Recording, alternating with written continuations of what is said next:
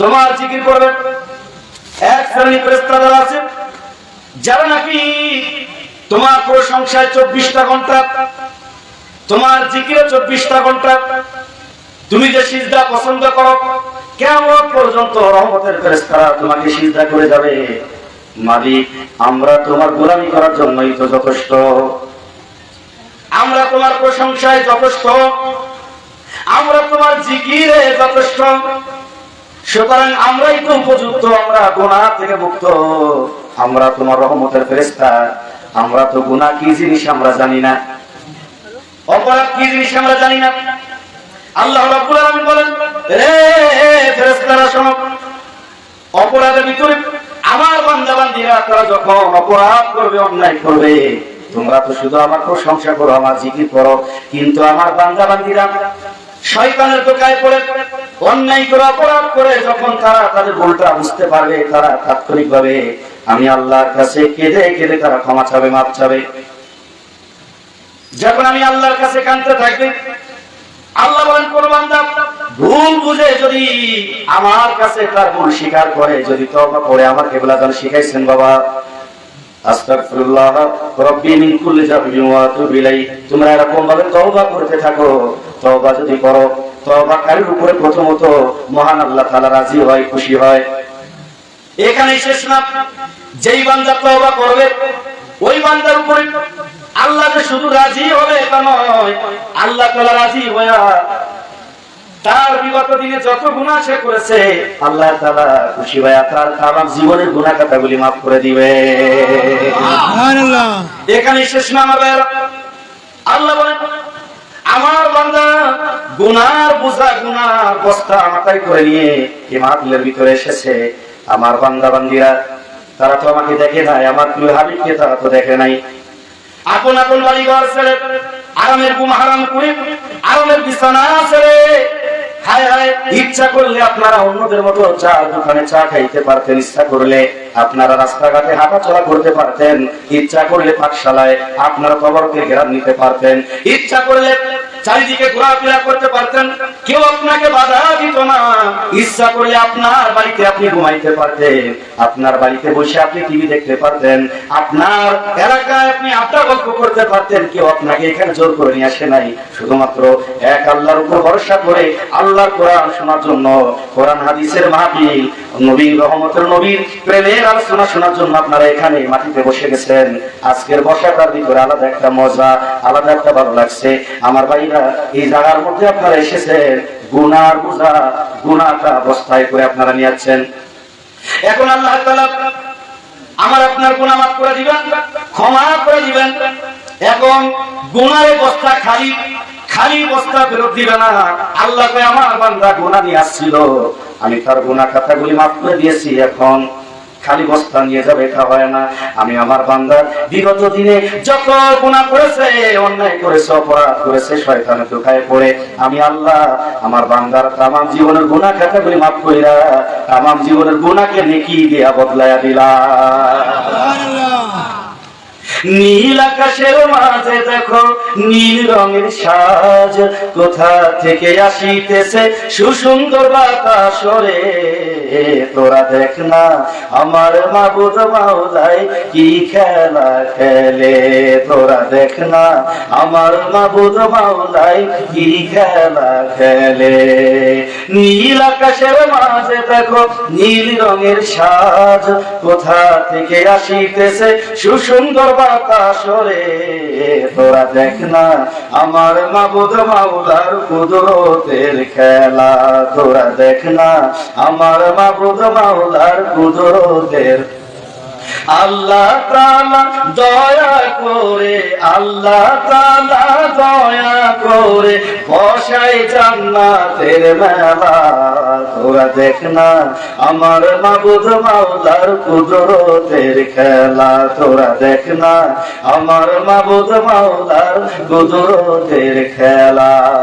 আল্লাহ বলেন রে ফেরেশতারা, তোমরা আমার প্রশংসায় যথেষ্ট, কিন্তু আমার বান্দা বান্দীরা অন্যায় করে অপরাধ করে যখন আমি আল্লাহর কাছে ক্ষমা চাবে, মাপ চাবে, তারা তাদের ভুলটা স্বীকার করবে। যেমন আক্রোশী দরবার সম্পর্কে আমি তেমন কিছু জানতাম না, বুঝতাম না।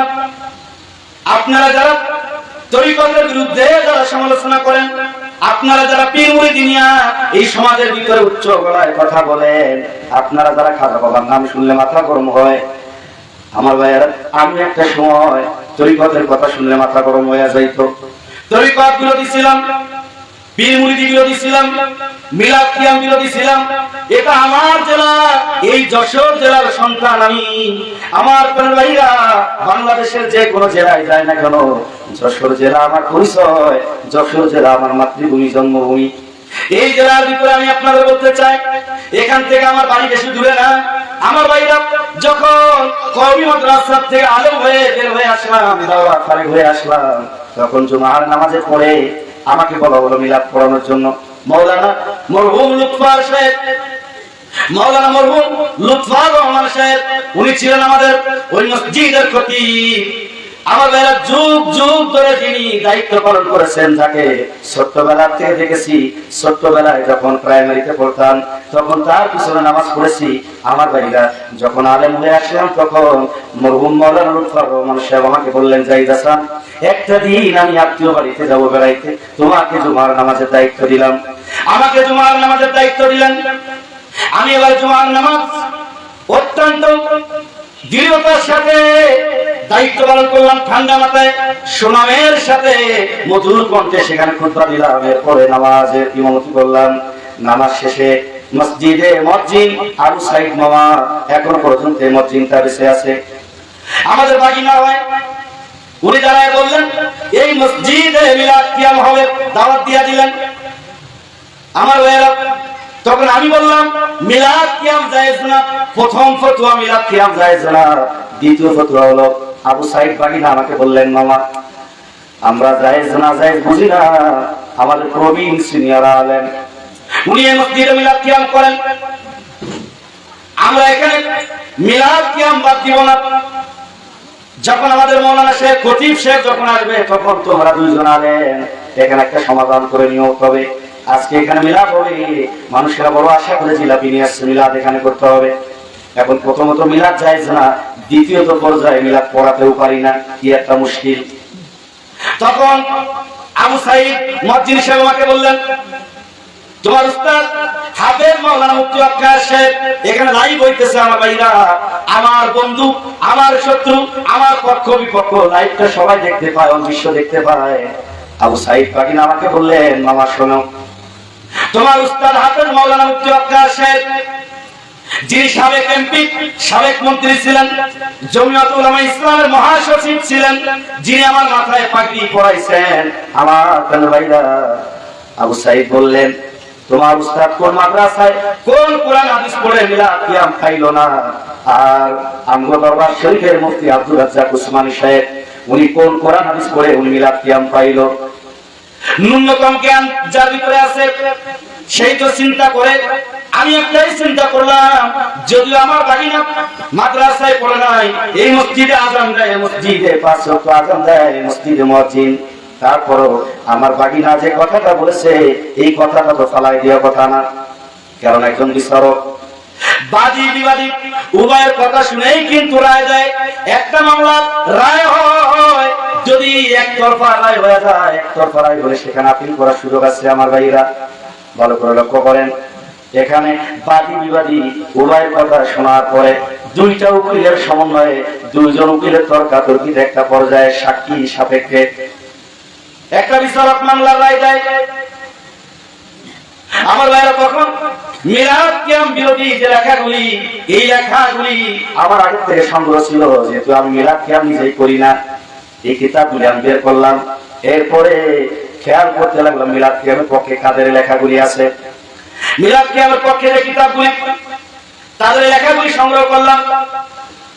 আমাদের যশোরে কাজী কামাল নাম করে একজন আলেম, ওনার সাথে যোগাযোগ করলাম। উনি ফুরফুরা দরবার শরীফের মুরিদ। ওনার সাথে যোগাযোগ করে বললাম, মিলাদ কিয়ামের পক্ষে যে কিতাবগুলি আমাকে একটু সংগ্রহ করে দেন। উনি আমাকে সংগ্রহ করে দিলেন, সাহায্য করলেন। আমি দেখলাম মিলাদ কিয়ামের বিরুদ্ধে যারা লিখেছে তারা যদি একটা দলিল দিয়েছে, একটা দলিল, যদিও তারা একটা দলিল দিয়েছে, কিন্তু মিলাদ কিয়ামের পক্ষে যারা তারা 11টা দলিল দিয়েছে। কয়টা? 11টা দলিল দিয়েছে, তাহলে পক্ষ আর বিপক্ষ।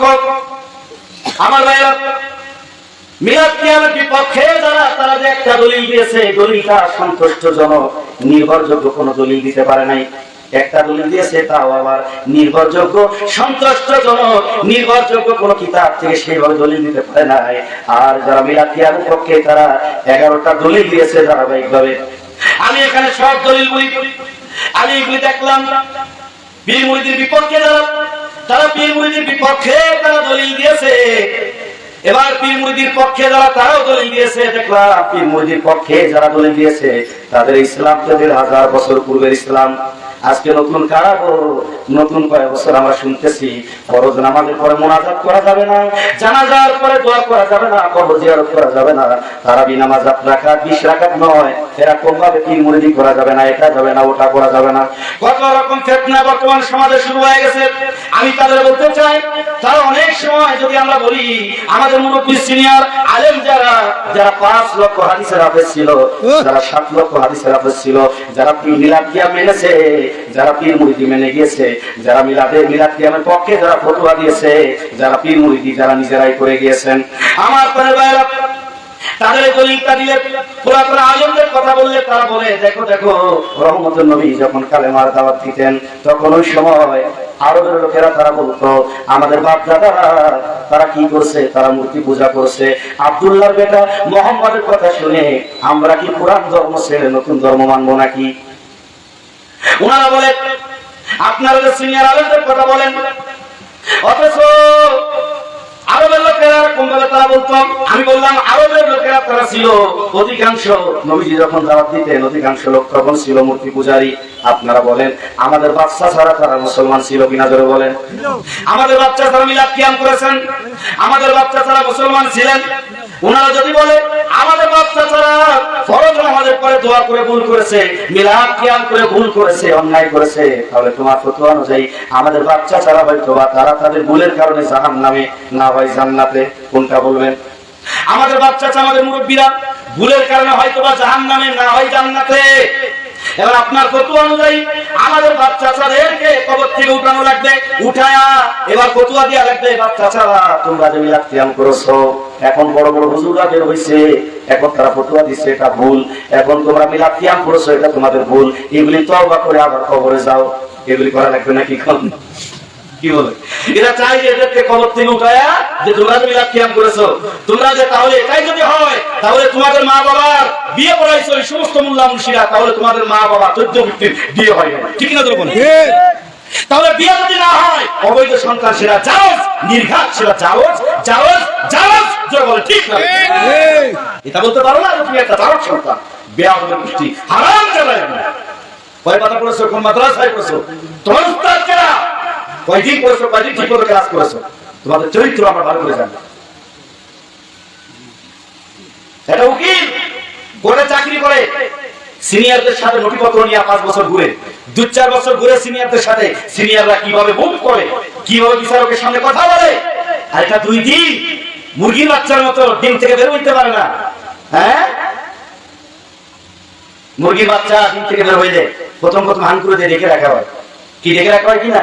ডেকে রাখা হয়, না কুত্তায় নিয়ে যায়, না হয় শিয়ালে লয়ে যায়, না হয় শ্রীগালে বড় পাখিতে লয়ে যায়।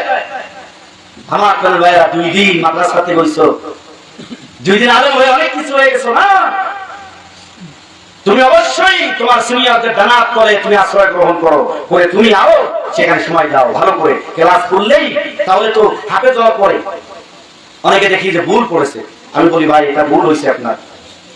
তো বলে যে 30 পারা কোরআন মুখস্থ করতে গিয়া এটা আয়াত কত হাজার হাজার বার পড়া পড়েছে। সে মাদ্রাসায় সবক শোনাইছে, 7 সবক শোনাইছে, আবুকটা শোনাইছে। এরপরে মনে করেন সে মাদ্রাসা থেকে পুরোপুরি ভাবে শোনাইছে, পুরা কোরআন শোনাইছে, শোনানি হয়েছে, শোনানোর পরে এরপরে তারাবি পড়াইছে বেশ কয়েক বছর ধরে। কেউ তার ভুল করতে পারলো না, হঠাৎ করে এমন একটা জায়গায় তার ভুল। আমার প্রিয় ভাইরা, ভুল যে কোনো মুহূর্তে যে কোনো জায়গায় আপনার জীবনে শেষ প্রান্ত হইলেও একটা ভুল ধরা পড়তে পারে। ভুলের উঠতে কিন্তু মানুষ না, ঠিক না? তোর বল, কিন্তু আপনি অনেক কিছু হয়ে গেছেন। আমার কোন ভাইরা, তাহলে পক্ষ বিপক্ষ উভয়টা দেখা লাগবে। যারা আক্রোশী দরবারের বিরুদ্ধে সমালোচনা করে আমি দেখেছি অধিকাংশ আলেম তারা আক্রোশী দরবারে যায় নাই, যদিও গেছে দেখেছে একটা বলে আর একটা মিথ্যা বানোয়াটি, কারণ তার ব্যবসা ঠিক মতো চালানোর জন্য মিথ্যা বলে। সত্য কথা বলবেন যদিও তর্ক হয়, আমাকে সত্য বলতেই হবে। এই জন্য আইনুদ্দিন ভাইয়ের সাথে এটা গেছি এরকম ভাবে, আমার গান শুধু ছন্দ কাহারো লাগে যদি মন্দ, আমার গান শুধু ছন্দ কাহারো লাগে যদি মন্দ, লেগেও যাই যদি দ্বন্দ্ব তবু আমার গান আমার সুর কখনো হবে না বন্ধ, কখনো হবে না বন্ধ। আল্লাহ বিনে কারো ভয় আমার দিলে নাহি হয়, জানিছে তো সত্যের জয় হবে হবে নিশ্চয়। ভুলো না সেই কথা জেনে শুনে হয়ে অন্ধ, আমার গান শুধু ছন্দ কাহারো লাগে যদি মন্দ, লেগেও যাই যদি দ্বন্দ্ব তবু আমার গান আমার সুর কখনো হবে না বন্ধ, কখনো হবে না বন্ধ, কখনো হবে না বন্ধ। বন্ধ করবো? যারা বলেন বন্ধ হবে, যারা বলেন আল্লাহু আকবার। একটা ধ্বনি হবে, একবার পুরো অঞ্চল কাঁপায় দিবেন। অনেক মুজাহিদ ভাইরা সত্যিকার অর্থে আল্লাহ প্রেমিক, রসুল প্রেমিক, আল্লাহর গোলাম, রসুলের আশিক, আল্লাহর ওলির কদমের সৈনিক হিসেবে আমরা এখানে অনেকেই আছি। শুধু একটু গলাটা ক্লিয়ার করতে হবে তোমারও কাছে।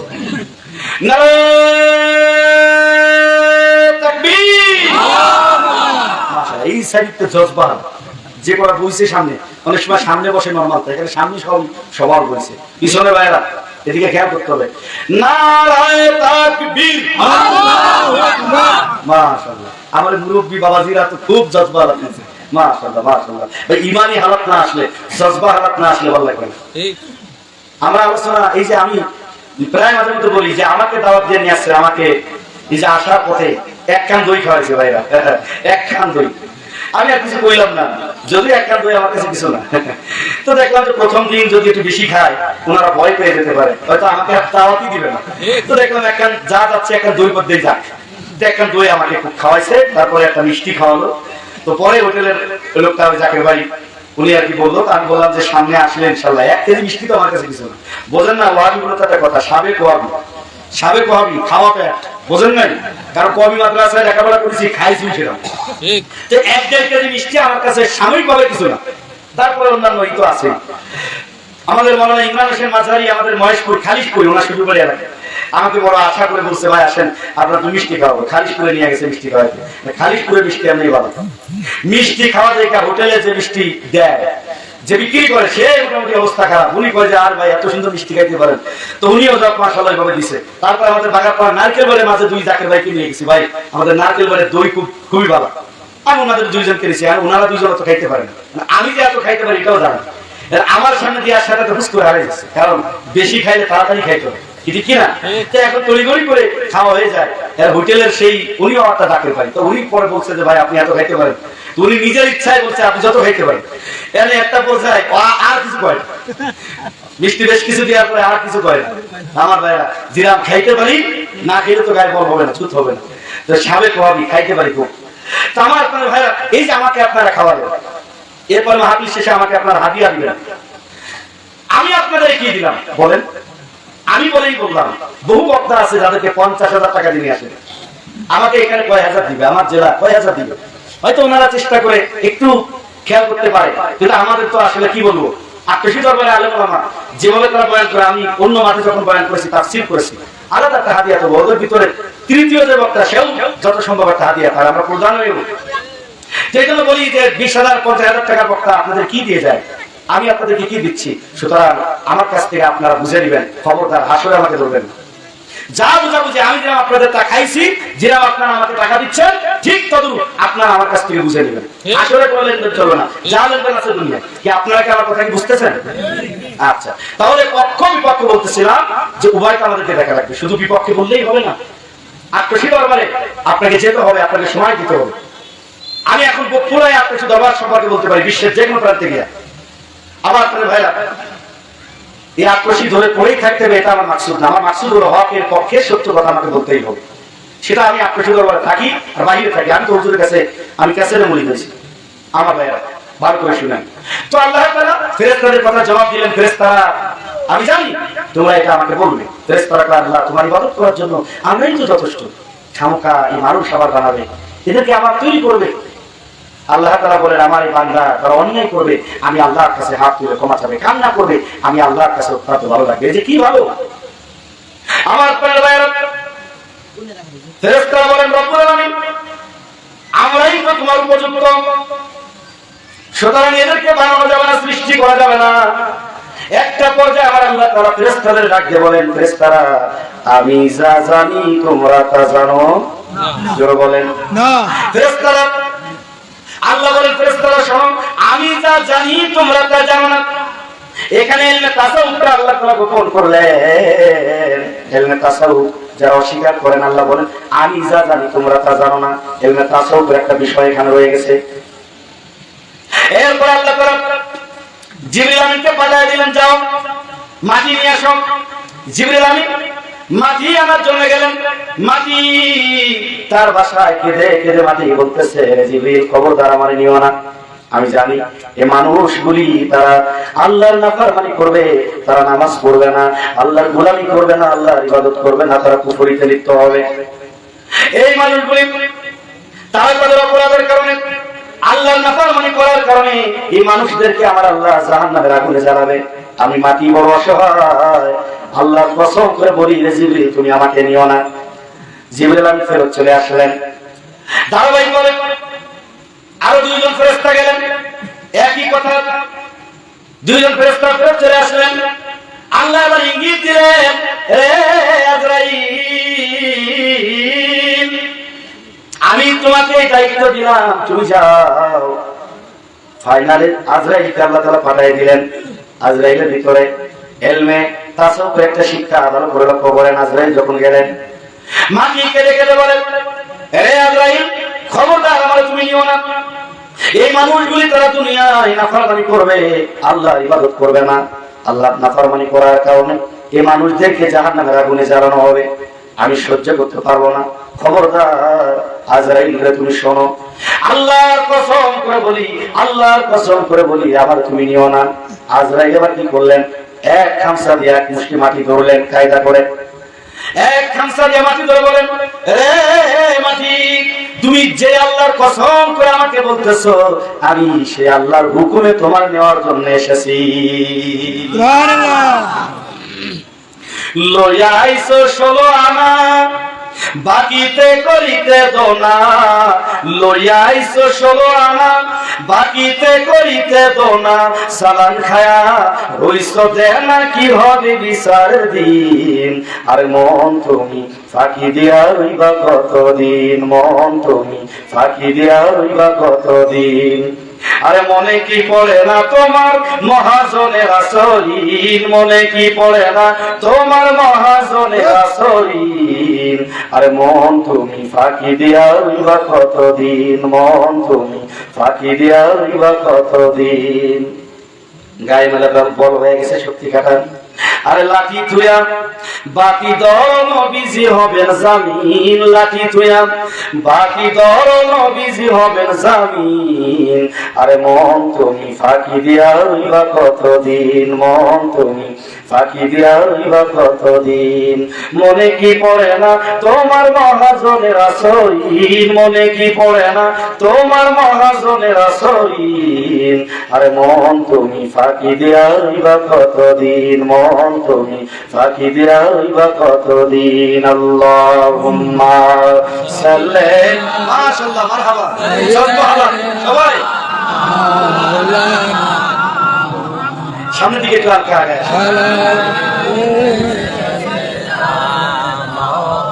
মাওলানা অদম কাঙ্গাল আমি কান্দি বসে দিন রজনী বলে নদমকান গেল আমি কান্দি বসে দিন রজনী কবে জানি মিটবে আশা যাব সোনার মদিনায় আল্লাহুম্মা সাল্লি সাইয়্যিদানা মাওলানা মুহাম্মদ ওয়া আলা আলি সাইয়্যিদানা মাওলানা। আমার প্রিয় ভাইরা, অনেক লম্বা ঘটনা। একটা পর্যায়ে এই মাটির দেহ ফেরেশতারা যে মানুষ বানাবে, জীবনে কোনোদিন তারা মানুষ দেখে নাই। আমার ভাইরা, জীবনে কোনোদিন ফেরেশতারা মানুষ দেখে নাই। আমাদের বাচ্চারা গাছের ছবি আঁকাইতেছে, গাছ তারা দেখেছে। মানুষের ছবি আঁকাইতেছে, মানুষ তারা দেখেছে। পাখির ছবি, কাঁঠালের ছবি তারা আঁকায়, কাঁঠাল তারা দেখেছে, আম তারা দেখেছে, ফুল তারা দেখেছে, ফল তারা দেখেছে। যার কারণে সুন্দর করে আঁকাইতেছে তারা। আমার ভাইরা, এখানে কত সুন্দর ফ্ল্যাট বাড়ি করার সময় অনেকে বলে, দেখো এখানে এই সাইডে একটা রুম হবে, এই সাইডে একটা রুম, এটা মেহমান খানা, এটা টয়লেট হবে, এটা পাকঘর হবে অর্থাৎ রান্নাঘর হবে, এখানে টিউবওয়েল হবে। এরকম ভাবে সুন্দর করে আপনি যে ঘরে থাকবেন ওই ঘরটা সুন্দর করে আপনি সাজাইতেছেন, বানাইতেছেন, মিস্ত্রিদের দেখাইতেছেন। আল্লাহ কয়, আমি আমার মতো করে আমার বান্দা এখানে দুইটা হাত লাগাইলে সুন্দর হবে, এখানে পায়ের আঙ্গুল এরকম দিলে সুন্দর হবে, এখানে মাজা হবে, এখানে পেট হবে, এখানে পিঠ হবে। আল্লাহ কয়, আমি আমার মতো করে, আমার পছন্দ মতো করে ফেরেশতারা তোমাদের ম্যাপ দিলাম, ওই অনুযায়ী তোমরা মাটির দেহ সুন্দর করে বানাও। মাটির দেহ সুন্দর করে বানানোর পরে এবার পরীক্ষা হয়ে গেছে। ফেরেশতারা মুখমণ্ডল ফেরেশতারা বানাইতে পারে না।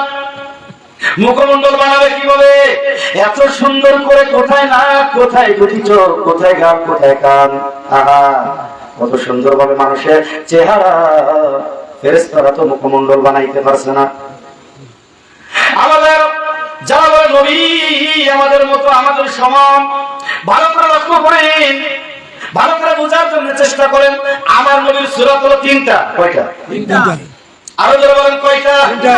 পিছনের বাইরে বলতে হবে আমার নবীর সূরা কয়টা? তিনটা। একটা সূরা হলো সূরাতে হাকিকি, আর একটা সূরা সূরাতে মালাইকি, আর একটা সূরা হলো সূরাতে বাশারি। সুবহানাল্লাহ। আল্লাহ তাআলা এই বাশারি সূরা, আমার রহমতুল নবী বাশারি এই সূরা। যারা বলে নবী মাটির মানুষ, এই মাটি হওয়ার পূর্বে, আদমের মুখমণ্ডল হওয়ার পূর্বে আল্লাহ তাআলা কয় আমার হাবিবের তিনটা সূরা। কয়টা সূরা? তিনটা। একটা সূরাতে হাকিকি, আর একটা সূরাতে মালাইকি, আর একটা সূরাতে বাশারি। মানবীয় সূরা বাশারি সূরা আল্লাহ তাআলা আদমের মধ্যে দান করলেন। মুখমণ্ডল দান করার পরে এখন অনেক লম্বা ঘটনা সংক্ষেপ করে বলি, আলোচনাতে এখন শুরু করতে পারি না, কিন্তু সময়টা মনে হয় শেষ। আমার ভাইরা, তারপর আপনাদের খেদমতে যেহেতু নতুন আসছি, আল্লাহ যদি হাতে বাঁচায় রাখে ধারাবাহিকভাবে এক একটা বিষয়ের উপর আমরা আলোচনা শুনবো। আমার প্রাণের ভাইয়েরা, সোহাদায়ে কারবালার উপরে আলোচনা আছে, বেশি সময় লাগবে না, মাত্র 3.5 ঘন্টা। সোহাদায়ে কারবালার আলোচনা আল্লাহর রহমত করলে শোনাবো। এরপরে আমাদের নবীর শুভ আগমন, নবীর ওফাত, নবী তিনি কে, তিনি কেমন, তার মর্যাদা, তার সম্মান কি। আমার প্রাণের ভাইয়েরা, নবী সম্পর্কে আলোচনা আমরা শুরু থেকে শেষ পর্যন্ত আমরা শুনবো। এরপরে ধারাবাহিকভাবে মা বাবা সম্পর্কে আলোচনা আছে, বায়াত সম্পর্কে, বীর মুরিদের সম্পর্কে আলোচনা আছে, মহিলাদের বায়াত সম্পর্কে আলোচনা আছে।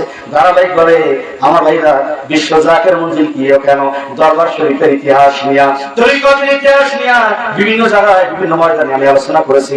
একদিনে সব আলোচনা করা সম্ভব না। আপনাদের খেদমতে যদি কথা আমি বলে যেতে চাই, এবার মানুষের বডিটা নিথর দেহ পড়ে আছে, কোনো নড়া নাই, ছড়া নাই। মানুষ মারা গেলে যেভাবে পড়ে ইচ্ছা হইলে চোখ মেলতে পারে না, ইচ্ছা হইলে হাত পাও নাড়াইতে পারে না। মানুষ মারা গেলে যেভাবে নিথর দেহ পড়ে থাকে নিরুপায় হইয়া, ঠিক তদ্রূপ আদমের দেহটা নিথর দেহ এইভাবে জমিনের মধ্যে পড়ে রয়েছে।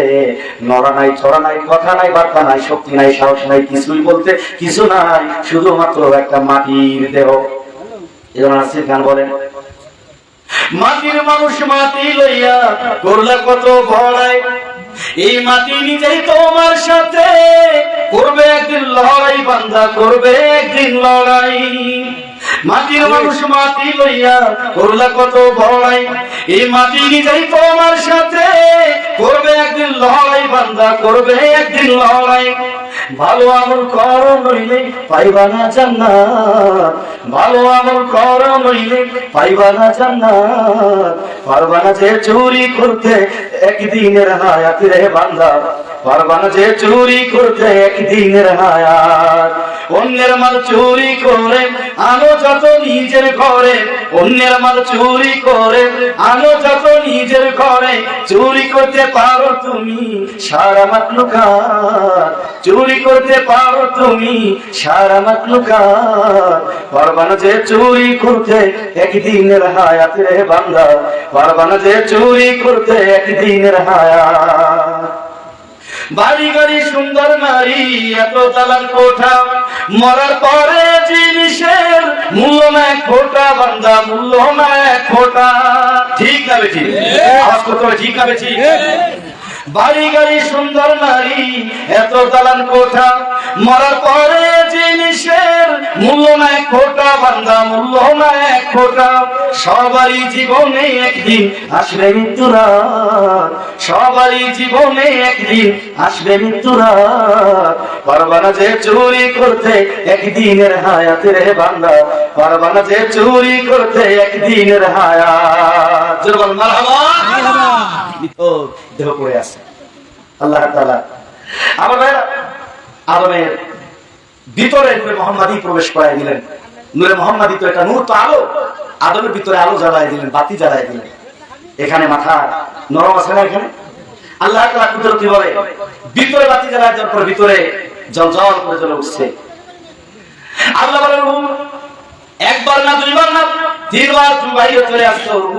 আল্লাহর কাছে অভিযোগ করে, আল্লাহ মাটির দেহ, প্রথমত এই দেহের মধ্যে অন্ধকার, দ্বিতীয়ত মাটির দেহ ভিতরে একটা গন্ধ, অন্ধকার গন্ধ। আল্লাহ তাই ব্যবস্থা করে দিতেছি। রূহ তো আল্লাহর ওয়ালা। নবীজির কাছে প্রশ্ন করলেন, আল্লাহ তাআলা জানাই দিলেন, হাবিব আপনি বেঈমানদের কথার জবাব দিয়া দেন। রূহ এটা কি জিনিস আপনি বলেন। রূহ শুধুমাত্র আল্লাহর অর্ডার, রূহ তো আল্লাহর অর্ডার। আল্লাহ হুকুম দিচ্ছে, ভিতরে রূহ প্রবেশ করে, আবার বাইরে চলে আসে, আবার ভিতরে হুকুম দেন, ভিতরে চলে যায়। তিনবার বাইরে চলে আসার পরে আল্লাহ কয় ব্যবস্থা করে দিতেছি, রূহ আদমের দেহের মধ্যে গিয়া এই যে আনন্দ, এই যে মজা, আর বাইরে কোনো ক্রমে আসতে চায় না। এবার ভিতরে বাতি জ্বালায় দিলেন। বাইরে তো বাতি জ্বালানোর দরকার, বাইরে এই বাতি না জ্বালাইলে আমরা একে অপরকে দেখতে পাইতাম না। আমার ভাইরা, বাবা আদমের কপালের মধ্যে আদমের পেশানিতে নূরে মুহাম্মাদি দর্শন যখন লাগাই দিছে, আদমের চেহারা, এই মুখমণ্ডলটা জ্বলজ্বল করে জ্বলে উঠছে। যেমন দেখেন এখানে বাতি, এটা রড লাইট জ্বলে, তার কেটে দেন, কানেকশন বিচ্ছিন্ন করে দেন, রড স্বাভাবিক অবস্থায় থাকবে। আবার কানেকশন দিয়ে দেন, বাতি জ্বালায় দেন, দেখেন জ্বলজ্বল করে আলো দিচ্ছে। অন্ধকার দূরে সরে গেছে, এখন ভিতরে আলোকিত হয়ে গেছে। বাবা আদমের চেহারাটা জ্বলজ্বল জ্বলজ্বল করে যখন জ্বলে উঠেছে, ফেরেশতারা অবাক, এত সুন্দর চেহারা। সবাই শুধু তাকায় রইছে। আল্লাহ বলে, ফেরেশতারা তোমরা বলো এইটার নাম কি, ওইটার নাম কি, এইটা কি, ওইটা কি। আল্লাহ প্রশ্ন করার পরে ফেরেশতারা জবাব দিতে পারে না, কারণ ফেরেশতারা যে সম্পর্কে আল্লাহ প্রশ্ন করেছে এই সম্পর্কে ফেরেশতারা জীবনেও জানে না, আদৌ দেখে নাই তারা। আল্লাহ তাআলা আদমকে প্রশ্ন করলেন, ওই যে আল্লাহ বলছে ফেরেশতারা আমি যা জানি তোমরা তা জানো না, ওই যে ইলমে তাসাউফ ওখানে গোপন করেছিল আল্লাহ তাআলা আদমকে জানায় দিলেন। এই জন্য আদমের ভিতরে ইলমে শরীয়ত, ইলমে তরিকত, ইলমে হাকিকত, ইলমে মারুফত, ঠিক কিনা জোরে বল। পীরের ইলম হাসিল না হইলে জাহেরিয়ে লেনগো তোমার যাবে বিফলে।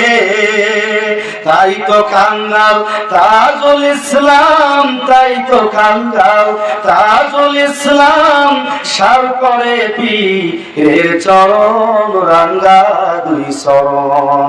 আহাজে দিনে দুই রাশি খাজার রাঙ্গা দুই চরণ। দরবারেতে এসে দেখিলাম খাজা বদনাম করে যারা তারা বুঝে না ইসলাম। তারা চার তরিকার, কয় তরিকা? চার তরিকার বেদ জানে না, চার তরিকার বেদ জানে না, জানে না যে এর সাধন রাঙ্গা দুই চরণ। আহাজে দিনে দুই রাশি খাজার রাঙ্গা দুই চরণ। আমি ছাড়ব না আর এ জীবনে, ছাড়ব না আর এ জীবনে, অন্তরে করি রাশি পন রাঙ্গা দুই চরণ। আহাজে দিনে দুই রাশি খাজার রাঙ্গা দুই চরণ। আমার প্যানেলেরা কষ্ট হয় আপনাদের? আপনারা কি আমার কথা বুঝতেছেন? তাহলে সবাই একটু জিকির করেন, আমি একটু চা খেয়ে নিই। ভাই চা দূরে রাখছে, আসলে চা খাওয়ার তো সময় পাচ্ছি না, কি করবো। আমি ওয়াজের এতটাই কটু, আমার মনে চায় যে আমি যদি মন কোরআন খুলে যদি ওয়াজ করতে পারতাম, কারণ এই ওয়াজ তো কিনে আনা লাগে না। 15 বছর লেখাপড়া করেছি, 15 বছরের লেখাপড়া এই শিক্ষা দীক্ষা একদিনে কি করা সম্ভব? সম্ভব না। আমার ভাইরা ধীর স্থির ভাবে কিছু আলোচনা আমি আপনাদের শোনায় কেমন করে মোনাজাত করবো। যে আলোচনা এখানে একটা বিষয়ের উপর আলোচনা হচ্ছে না, এখানে ইলমে শরীয়ত, তরিকত, হাকিকত, মারফত, কি দাদা? চারটে বিষয় বয়ান হচ্ছে এখানে, চারটে বিষয়। যারা তরিকতের গভীর যারা বিবেচনা করে তারা বুঝতেছে যে এখানে চারটে বিষয় বয়ান হচ্ছে। গভীর থেকে গভীর আমি টেনে নিয়ে আসতেছি, যা আপনারা ইতিপূর্বে এই জাতীয় আলোচনা কিন্তু আমাদের সমাজের আলেমরা করেন। আমি যখন ওয়াজি ছিলাম তখন আমিও এই জাতীয় আলোচনা করবো তো দূরের কথা, জানি না আলোচনা করবো কি। এখন তো যত পারতেছি হুজুর পাকের নসিহত করি, এবং সিনিয়র জাকেরদের সাথে বসি, সিনিয়র আলেমদের পাশে বসি, চেষ্টা করতেছি, যাচাই করতেছি আপনাদের মাঝে সঠিক কথা বলার জন্য। একটু জিকির করেন আল্লাহ আল্লাহ আল্লাহ আল্লাহ আল্লাহ আল্লাহ আল্লাহ আল্লাহ। সবাই একতালে আল্লাহ আল্লাহ আল্লাহ আল্লাহ আল্লাহ আল্লাহ আল্লাহ আল্লাহ আল্লাহ আল্লাহ আল্লাহ মানুষ বানাইলো আল্লাহ, মানুষ বানাইলো আল্লাহ প্রেমের কারণে, প্রেমের দড়ি বান্ধবে মদিনার সনে। আল্লাহ আল্লাহ প্রেমের দড়ি বান্ধবে মুর্শিদের সনে। আল্লাহ আল্লাহ আল্লাহ আল্লাহ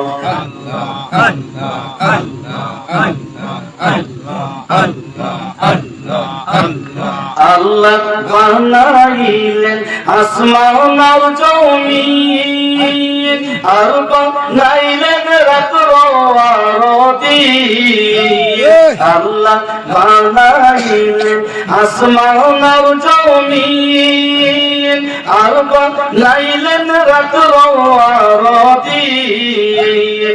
হাবিবেরে পাঠান আল্লাহ, নবী জিরে পাঠান আল্লাহ প্রেমের কারণে, প্রেমের দড়ি বান্ধবে মদিনার সনে।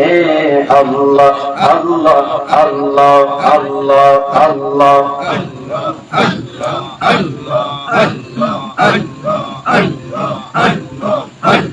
মাশাআল্লাহ জজবা।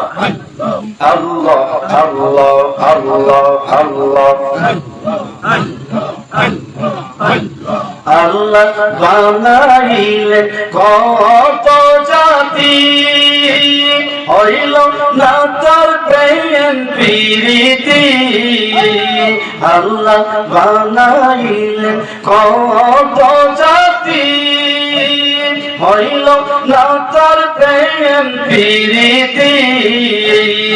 আদম মেরে বানায় আল্লাহ, আমাদের বানায় আপন কুদরতে প্রেমের দড়ি বান্ধবে মদিনার শানে আল্লাহ আল্লাহ আল্লাহ আল্লাহ আল্লাহ